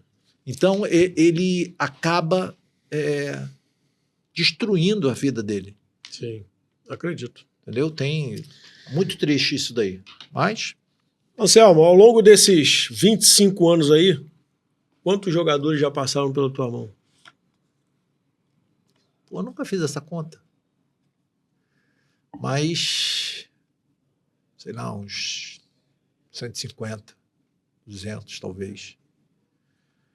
Porque passa muito que não vira. Uhum. Né? Num plantel que você tem de jogadores que trabalham, eu acho que eu cheguei a trabalhar com aproximadamente 25 atletas de uma vez só. Uhum. Num período só, em média. Isso aí não é mole não, hein? É difícil. Trabalhoso pra caramba, né? Então, eu acho até que depois disso, você precisa ter uma estrutura muito grande para poder dar suporte a eles. Sim, sim. Né? Eu cheguei a ter 20 atletas ao mesmo tempo trabalhando. Hoje é uma coisa muito mais enxuta. Né? Você tem quantos jogadores hoje? Hoje a gente trabalha com... Tem 12 atletas. 12 atletas atuantes. De todos esses jogadores que você teve, desses 200 aí, desse universo aí, qual foi o mais difícil de lidar? Você não precisa citar nome, o mais difícil de lidar assim, sobre todos os aspectos, assim. Eu já tive... cara, eu acho que um dia, se eles me autorizarem... Você tem que escrever um livro, pô. Eu tem tenho... que fazer uma biografia. Eu tenho um atleta muito doido que passou. Sério, cara? Muito doido. Eu tenho, assim... Mas eu acho que os dois mais doidos que passaram por mim... Fernandão. Não. Fernandão, brincadeira, parceiro. Não foi não. Ó, um foi o Alex Creu, que era lá de Cabo Frio, teve passagem pelo Botafogo. Alex Creu. Ele inclusive já teve, ele tem um filho hoje que está atuando no Fluminense. E ele foi, assim, eu não vou ter coragem de falar as artes que ele fez. Imagino, já imagino. Entendeu? Mas ele... Te deu dor de cabeça, né? Ele me deu dor de cabeça. Mas eram pessoas boas. Não é com relação a caráter. Era com relação à noite. Entendeu? Uhum. Deles se perderem. O outro foi, que é até lá de São João de Meriti, que é o Hugo Cabral. Um atacante que eu devo ter levado ele para uns 12, 13 clubes. E esse também era muito doido. Caramba. E tinha uma qualidade técnica assustadora. Todos os dois eram... O Hugo, ele teve passagem pelo Náutico, Joinville, Bahia. O nome não me é estranho. O Cabral teve o ponto seguinte, ele se destacou no Bangu e na época eu tinha uma parceria com o Botafogo e ele estava se destacando, era um dos artilheiros do Carioca. E eu negociando o contrato dele com o Botafogo, ele, faltando 2 ou 3 jogos, na época o Bangu jogava a Copa do Brasil naquele ano, faltando 2, 3 jogos, ele passava, pranchinha que a mulher usa, ele passava antes do jogo, porque ele era carequinha aqui, e ele tinha um tupetão assim, dourado, aí passando pranchinha, para entrar em campo, o supervisor chamou ele, porra, tá na hora de... Sei que saíram na porrada os dois. Que isso, cara? Isso antes do jogo. Na época, o técnico, se eu não me engano, era o Alfredo Sampaio. O Alfredo tá para vir aqui, tem falado boa, com ele. Pô, tem história pra caramba. E aí, ele brigou, isso vazou, e ele perdeu o contrato do Botafogo. Caramba, cara. Só que ele tava tão bem que a gente conseguiu botar ele no Bahia. E aí, o que eu tô falando aqui, se vocês entrarem digitar no Google, você vai aparecer jogador do Bahia perde o voo dentro do salão de embarque. Que isso, cara. Ele perdeu o voo. Ele, no Bahia, na época, ele foi comprar crédito pro celular. Que isso, cara. E aí? E aí, porra, você é contratado por empréstimo com opção de compra, né? E aí, porra, o cara ficou puto, ele ficou lá, mas ficou afastado. Depois ele rodou Joinville. No Joinville eu lembro que teve um Avaí. Eu levei ele pro Avaí, pro Joinville. Eu lembro que foi no Avaí. No Avaí, depois disso tudo, ele jogou o primeiro tempo contra o Flamengo, ele fez 2 gols, cara. Falei, puta que pariu, esse cara agora vai. Porque ele era muito bom, ele tinha velocidade, ele tinha drible, tudo com a bola perto do pé dele. E aí eu falei, caraca, ele vai arrebentar. Aí no segundo jogo, foi um jogo contra o São Paulo, o treinador sacou ele no início do segundo tempo. Porra, quando ele sai xingando o treinador, aí aparece na Globo assim, fudido de novo.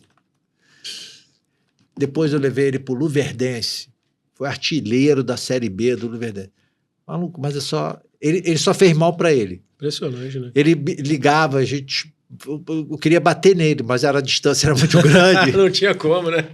Tinha que terceirizar, ligar pra alguém lá na cidade, contratar alguém pra dar uma... Só que, pô, 15 minutos falando com ele, eu já perdia... Pô, sabe, eu errei. Ele assumia, pô, eu não sei onde eu tenho alguma coisa dentro da minha cabeça. Um parafuso solto aqui. Mas a pessoa do bem, hoje ele tem uma escolinha de futebol lá em Arraial do Cabo. Tá dando aula lá de futebol, ele, a família dele. O pai dele, gente boa. Ele falava, pô, Samuel, fala com ele, pô, ele não tem juízo. Não tem juízo. E o Alex Creu, foi na época do Botafogo, ele aprontou. Putz, grilo. Desses jogadores que você tem hoje aí que você falou, quantos estão em clube grandes aqui do Rio de Janeiro? Tem Do o Rio ou Igor São Rabelo. Paulo? Tem o Igor Rabelo. Que já tá contigo um tempão também, né, Tem. Igor Rabelo? Esse é um fora da curva. Ele tá comigo desde 14 anos. É um cara boa gente pra caramba. Nunca vi um cara Estudou, entrar já é formado em educação física. Assim. Não. Ele não, ele é fora da curva. É um atleta. Atleta profissional. É um atleta. Tem o Rafael Navarro, que está no Colorado Rapids, na MLS. E tem o Renzo Saravia, que a gente está fechando agora, por isso, entre hoje e amanhã, ele vai ter a coisa que estava no Atlético Mineiro até 31/12.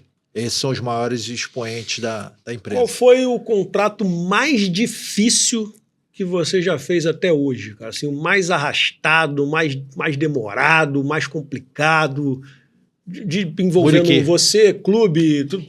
Muriqui? Muriqui. Porque o Muriqui foi o primeiro atleta de peso a ir para o mercado da China. Né? Ele ficou muito tempo lá, né?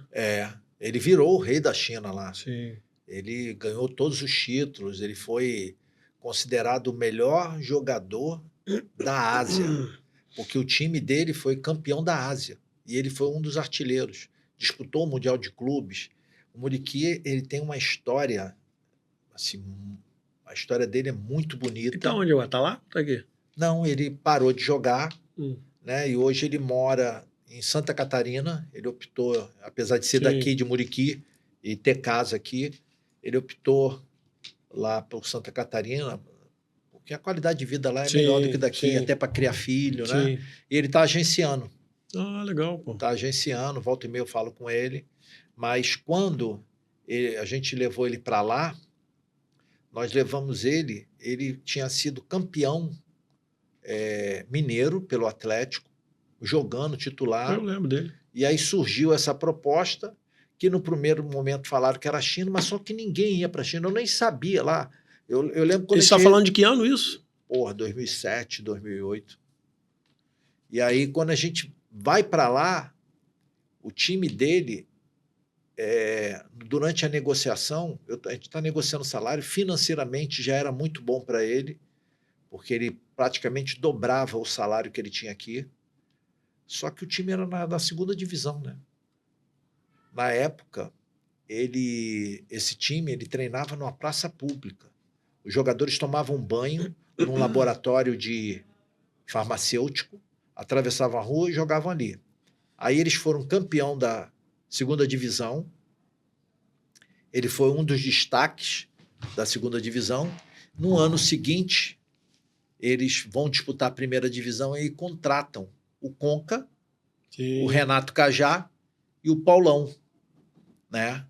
E aí você disputa a primeira divisão, eles são campeões, o Muriqui é o artilheiro, né? E esse clube foi o maior clube da China, que é o Evergrande, que faliu, né? Que teve a maior falência. Foi o Oscar que passou por lá também? Peraí, o Oscar, não sei se foi lá. Evergrande? Não, o Oscar Guangzhou. Agora tu me ferrou. Onde o Oscar estava agora que ele voltou, quando ele voltou agora para São Paulo? Porque o coisa quebrou. Sim, eu soube. Porque essa é uma empresa de construtora. Sim. E era o quarto homem mais rico da China. Porra, ele quando você... O cara quebrou, cara. Quebrou. Porque, assim, uma vez eu conversei com o diretor, eu falei, vem cá, mas por que futebol? Por quê? Eu falei assim, então, nós trabalhamos na China, você é um país comunista, e aí você tem que ter uma ligação com o Estado, porque o Estado é que manda em tudo. Somente os terrenos, eles construem tudo em terreno do Estado, né? E aí ele chegou e falou o seguinte, que o partido deu uma definição que gostaria que os empresários investissem no futebol, porque era uma maneira de uma propaganda para o mundo todo da China. Porque a China tinha a ambição de sediar uma Copa do Mundo. E precisava disso daí. Sim. E aí eles pediram os empresários. Você vê, na época, o Muriqui treinava nessa praça. Quando eu fui lá no ano seguinte, ainda estavam treinando, mesmo o Conca, treinando nessa praça. E aí eles começaram a construir o centro de treinamento deles. Tá? E para você ter uma ideia, chuta aí a quantidade de campos que tinham o centro de treinamento deles. 10. Os 35. Eita, ferro. Era tudo mega deles. E aí, quando teve essa inauguração do centro de treinamento, foi o Real Madrid que foi lá para fazer uma partida contra o Guangzhou, deu um sacode no time, o Muriqui jogava, Cristiano Ronaldo era um dos jogadores do Real Madrid, entendeu? Então foi a negociação mais difícil. Tive outras negociações com clubes de top da Europa, tudinho, mas a mais difícil foi lá. Até porque era inexperiência deles, né? Era uma coisa nova para eles, entendeu? Sim. Então tinha algumas particularidades que para eles soava muito complexo para eles, né? Para eles, entendeu? Como é que se dá o teu contrato com o jogador? Você renova com, você assinou com o jogador. O jogador te procurou, você assinou com o jogador.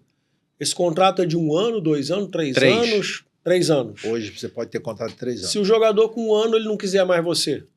Ele notifica, né? Porque todo contrato ele tem uma multa. Sim. Certo? E aí você notifica e você tem que pagar a multa, né? Aí ele pode alegar. Tem casos, né? Que a gente sabe que às vezes o jogador notifica porque o empresário agiu de maneira errada, ferindo os regulamentos, né? Então, o jogador notifica, de imediato o contrato é cancelado e vai se discutir na CNRD o valor da multa e se vai ter multa, né? Porque a gente não eu já escutei, já soube de casos de jogadores que foram lesados, foram enganados, foram roubados. O cara tem que provar. Provou, ele infringiu o regulamento. Não tem que pagar multa nenhuma. Entendeu? Entendi. Mas, vamos falar, isso são poucos casos. A maioria dos casos que acontece é do rompimento, porque o jogador foi assediado e pegou o dinheiro de outra gente. Por exemplo, você tem um jogador que você fomentou, né? Ali ele está se destacando, chega no profissional, o cara arrebenta, e aí começa a ter assédio de clube. Aí o cara, porra, eu já tenho uma porta para levar esse garoto aqui. Chega no pai e fala, amigo, quem é o agente dele? O agente dele é o Marcelo. Tá bom. Só, eu te dou aqui 1 milhão. Esquece Marcelo. Vai lá e notifica. A multa rescisória, às vezes que está no contrato, é 400 mil. Então sobra 600.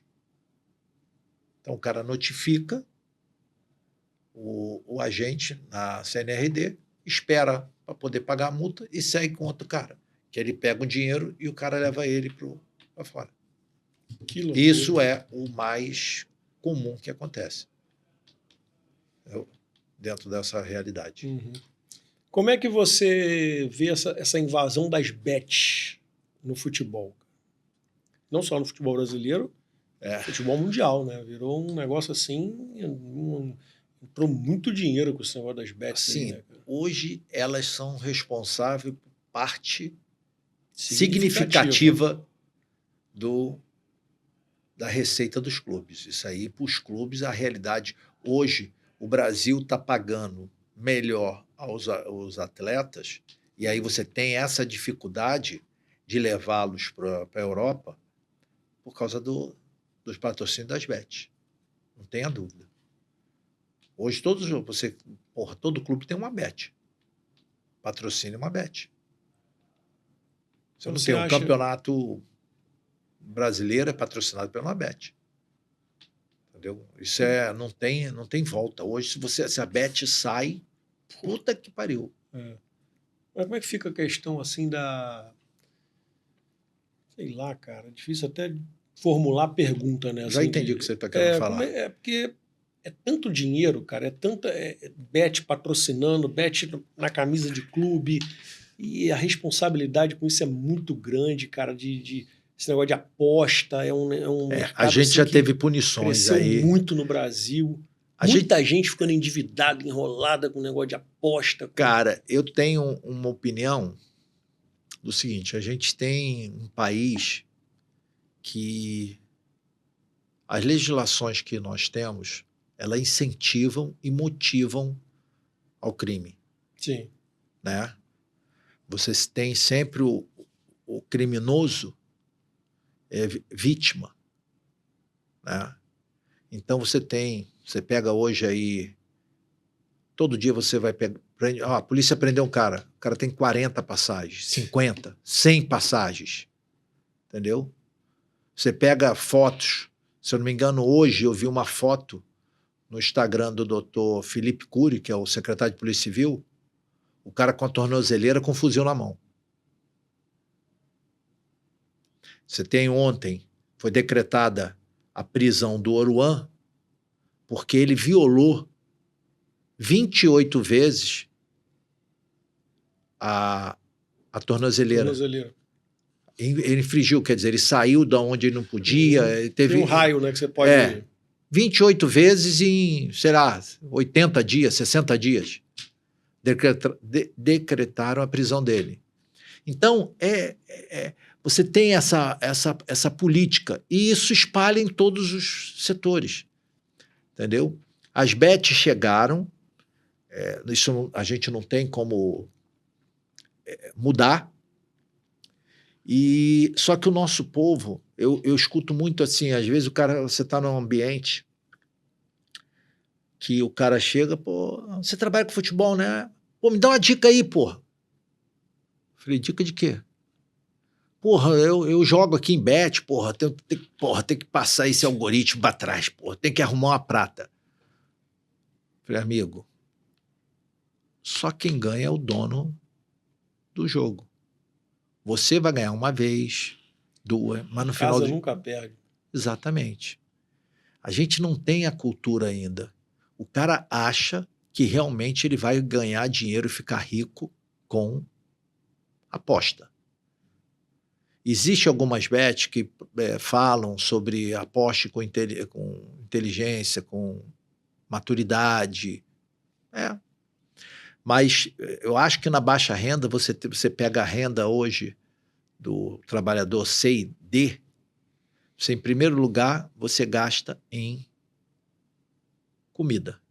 Segundo, em farmácia. E hoje, em terceiro e quarto lugar, está a bet. Porque o cara acha que vai sair do problema com isso daí. Entendeu?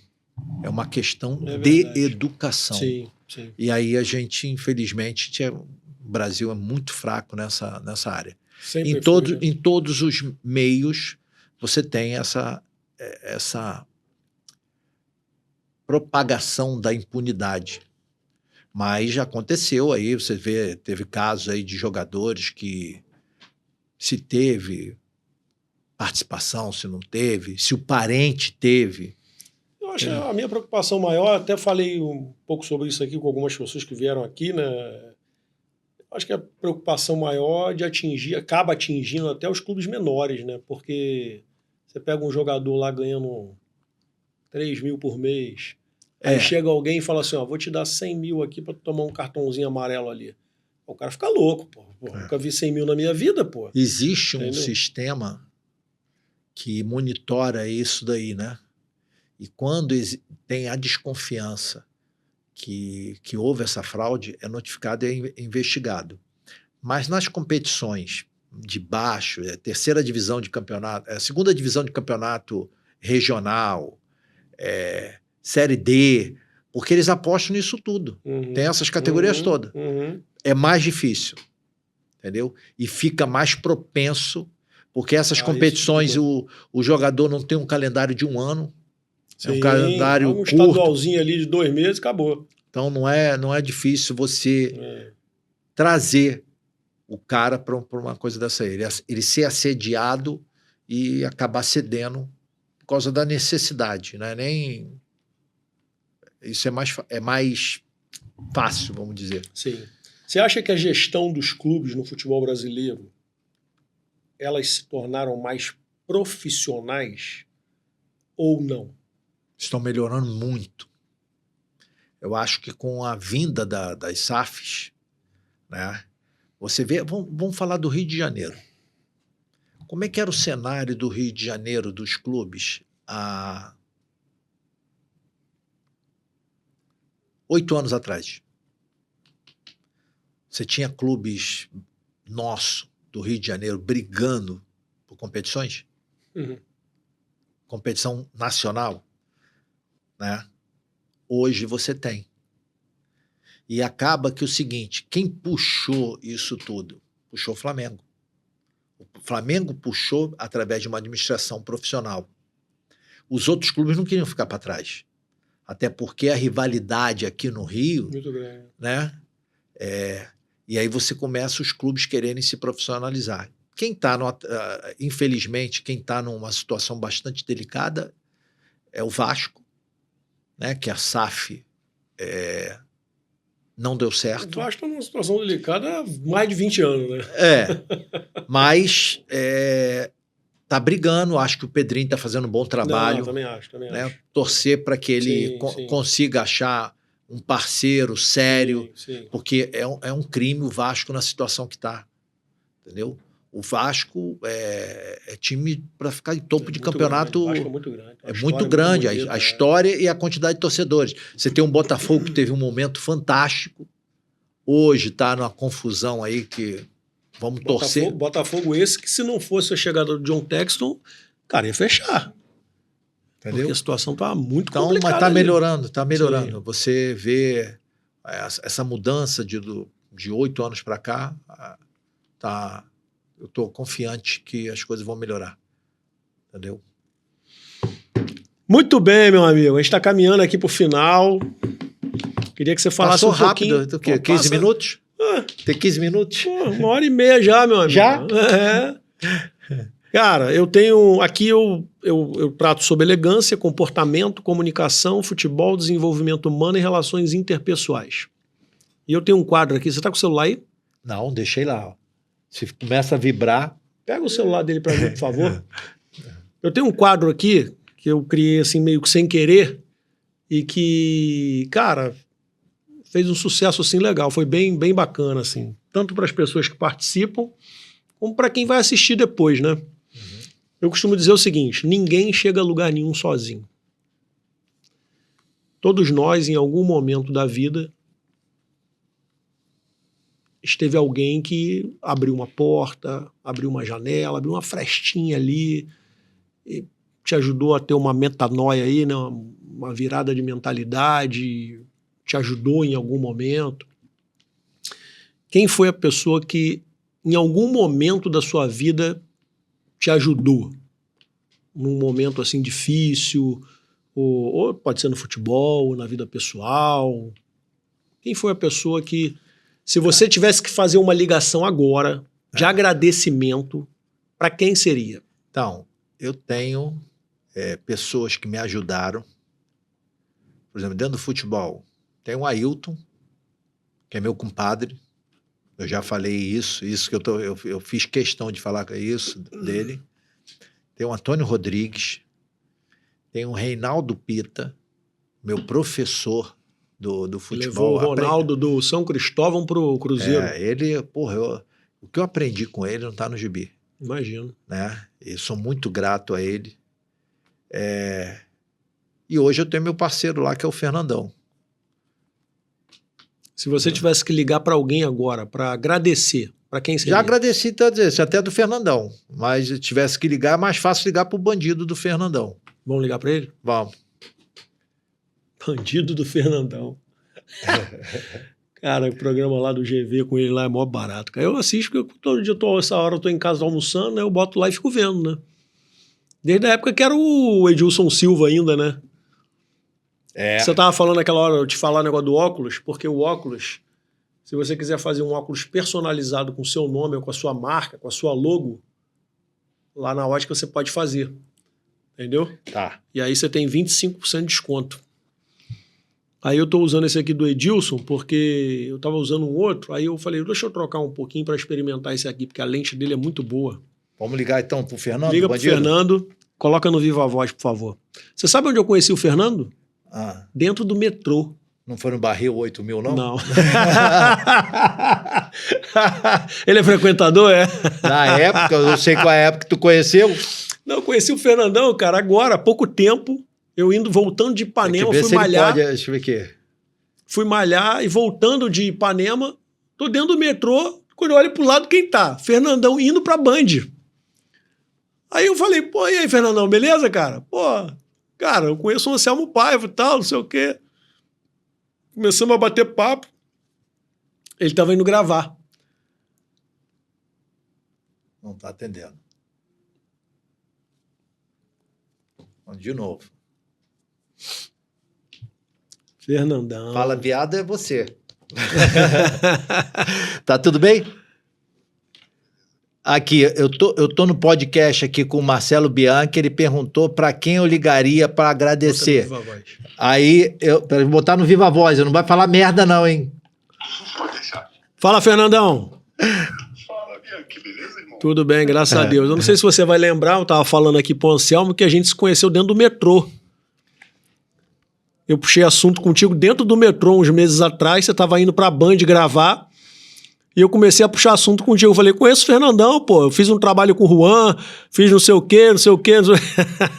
Aí ficamos... Sim, lembro de tudo. Lembra disso? Eu lembro da cena, mas eu não lembro da sua fisionomia, me perdoe. Mas não esquenta a cabeça, não. De você falar que trabalhou com o Juan, que fez um trabalho pra ele. Sim. Não esquenta a cabeça, não. É o seguinte, cara, eu tenho um quadro aqui no meu podcast, que, aliás, você já está convidado para vir aqui. Vai ser uma honra. Muito obrigado. Eu tenho um quadro aqui, cara, que eu pergunto para o convidado o seguinte: ninguém chega a lugar nenhum sozinho. Todos nós, em algum momento da vida, precisamos de alguém que abra uma porta, abra uma janela, é a pessoa que fala uma coisa certa no momento certo, que ajuda mesmo a gente, né, em algum momento da vida. E o Anselmo, Vida Mansa, falou alguns nomes aqui, dentre eles o seu. Aí eu falei, então vamos ligar para ele, você... Eu menti, tá? Eu menti. Então vamos ligar para ele, você faz o agradecimento aqui, de viva voz aqui. Anselmo, então tá contigo aí, meu. Agradecer a nossa parceria de quantos anos, bandido? Cara, de quando você virou meu agente, eu voltei pro Vasco em 2000. Eu mudei a vida dele, mas para pior. Mudei a vida dele para pior, porra. Mas ele perguntou quem você agradeceria pela parceria, pelos ensinamentos. Eu falei, Fernandão. Porra, ô Bianchi, esse filho da mãe vai me emocionar aqui, ó. Ih, para de palhaçada. Que isso, cara. É normal. Quando eu faço esse quadro aqui, muita gente chora. Fica eu falei tranquilo. para ele verificar, porque ultimamente, ele verificar o nível da testosterona dele. Eu acho que tá baixo. Porque ele tá com as coisas assim. Sabe uma pessoa quando fica com a testosterona baixa, fica emotiva, assim? Ele deve estar com 200 e pouco de testosterona. Vai ficando velho, né? Pô, você tá um garoto, ó. Tá fazendo botox, fez implante de cabelo, entendeu? Implante eu fiz meu, graças. Não, e todo mundo que passa aí por esse programa aí da Band, os donos da bola, faz implante. O meu parceiro, o Atirson, fez também. Isso, fizemos no mesmo lugar. Muito cara, bom, assim, cara. A relação que a gente tem, Anselmo, nós somos pessoas extremamente diferentes, né? Né, cara? Com realidades diferentes. E a gente tem uma cumplicidade, uma relação muito direta, muito sincera. E uma parceria que a gente extrapolou o futebol, né? Sim, que legal, cara. Tá no podcast e hoje, pô, eu me sinto, sério mesmo, lisonjeadaço, porque para ele dizer isso, porque eu aprendi muito com esse cara, ele leitura na minha vida, eu já gostava, mas ele fez eu me aprofundar, a meditação. Muito legal. Eu ser mais racional com relação às minhas paradas, enfim. Eu fico feliz pra caramba em poder ter esse cara, porque no momento mais difícil da minha vida, que foi quando eu me aposentei, um dos mais, né, foi quando eu me aposentei, que eu não tinha rumo, ele abriu as portas da empresa dele e eu tô lá com ele até hoje, velho. Pra isso pra mim não tem preço que pague, velho. Sorte minha. Pô, que legal, Fernando, que legal, cara. Poxa. Porque eu não sabia o que era 4-4-3. É isso aí, filho. A amizade é assim, Que né, porra cara? é Vida de essa mão de dupla, 4-4-3? Explica aí pra mim. Aí hoje fica a parte dele. Hoje- Vem cá, esse jogador é bom? Pô, muito legal, Fernando. Eu acompanhei também, cara, uma boa parte assim da tua carreira, cara. Pô, você também sempre foi um cara assim que sempre me passou uma imagem assim muito profissional, sabe? Um cara bacana e tal. E hoje eu acompanho vocês direto lá no programa da Band, né? O GV, o Amêndola, que eu tive o prazer de conhecer na festa do Edilson Silva, lá no camarote lá mais do Maracanã, né? O Edilson sempre que faz lá o feijoada, ele me convida. E o Amêndola também é um cara bacana e tal. E, cara, um prazer enorme falar com você e obrigado aí por ter atendido. E Deus abençoe lá o podcast de vocês, Deus abençoe a vida de vocês, aí, os projetos de vocês grandemente, cara. E eu espero poder ter você um dia aqui pra gente bater um papo. Irmão, já tá aceito. O convite já tá aceito, só precisamos organizar o dia. Tá, Quem joia. agradece aí pela ligação. Só não posso dizer o que eu tô fazendo agora, senão sua audiência vai sair correndo. Vai nada. Cuidado aí com esse doido aí, hein? Não, isso aqui é... É gravado, pô. Ô, Fernando. Tatuagem dele pra você aí, essas tatuagens dele aí. Ô, Fernando, só pra você ter uma ideia aqui, eu falei isso antes aqui, vou falar novamente pra ficar registrado, cara. Se tem uma coisa que eu tenho na minha vida, cara, é gratidão, cara. E eu sou grato pra muitas pessoas e principalmente a Deus, cara. Porque Deus sempre colocou pessoas assim na minha vida muito legais, cara. E o Anselmo foi uma dessas pessoas, porque em 2013 eu comecei a agenciar a carreira de jogador de futebol. Fiquei 5 anos nesse mercado aí, lutando, batalhando, e não é fácil. Não, assim, e o Anselmo, cara, foi um cara assim que marcou muito, porque foi uma das pouquíssimas pessoas que me recebeu, e me recebeu bem, cara. Sabe, me recebeu bem, com humildade, trocamos uma ideia bacana. Depois de uma outra vez eu tive lá no escritório dele, a gente conversou novamente. Então sempre foi uma pessoa acessível, sabe? Então, quando eu pensei em trazer um empresário aqui, foi a primeira pessoa que veio na minha cabeça, e quando eu fiz o convite ele aceitou, e agradeço muito a Deus, cara. Mas obrigado aí demais, tá bom? Nada, sou eu quem agradece. Tu tá bem amparado aí que de negócio, agenciamento de atleta, esse maluco aí é lenda, sabe? Mas hoje meu mercado é outro. Hoje eu espero que ele me ajude também nesse outro mercado aí, pô. O Anselmo é um multi-empresário. Eu sei, pô. Isso é o rei de Vilar dos Teles, pô. E hoje ele é influencer, cara. Eu sei. Mas ninguém chega onde ele chegou à toa, não, né, cara? São muitos anos aí de caminhada, de luta. É isso aí. Mas obrigado aí, cara. Manda meu abraço lá pro Amêndola, pro GV. E amanhã eu vou estar assistindo o programa, hein? Fala de mim lá no programa, hein? Beleza, vamos falar mal de tu. Pode ficar à vontade. A gente fala de todo mundo naquela... Termina aí, tá? Valeu, Fernando. Obrigado, cara. Abraço. Valeu. Pô, bom demais, cara. Eu adoro esse quadro, cara. Rapaz, a quantidade de gente que teve aqui, que sentou aqui, que chorou, você não tem ideia, cara. Pô, as pessoas ficam emocionadas, cara. Mas Semana retrasada, há menos de um mês atrás, eu trouxe o Cleiton Carvalho. Tem vários jogadores de futebol grande que trabalham a parte mental. O cara é um negão, mano, forte pra caraca. Um monte de jogador grande aí faz trabalho com ele. E aí eu convidei, ele veio aqui. Falei, cara, pra quem você quer ligar, não sei o quê, agradecer. Mesma coisa. Pô, cara, minha esposa, cara. Ela passou muito perrengue comigo, cara. Mulher malão. Rapaz, o cara ligou, bicho. Mas o cara chorava, não foi só... O cara chorava igual uma criança. Cara, e a mulher dele do outro lado, chorando igual uma criança. Pô, cara, foi... Se eu te falar uma coisa, de gratidão, eu já falei com ele, já falei com essas pessoas que me ajudaram. Mas eu tinha uma pessoa que eu errei. Isso lá atrás, há 20 anos. E eu tinha um incômodo porque eu não tinha pedido desculpa. Eu errei. Eu fui pedir desculpa a essa pessoa ano passado. Cara, que alívio. Do meio do futebol? Do meio do... Não, o erro foi numa operação dentro do futebol. Sim. Que eu errei. Meu início, inexperiência. Eu errei com essa pessoa. A gente brigou, e com toda a razão. Um tempão sem falar, assim. Não falava. Passava e falava assim, oi, né? Mas passou.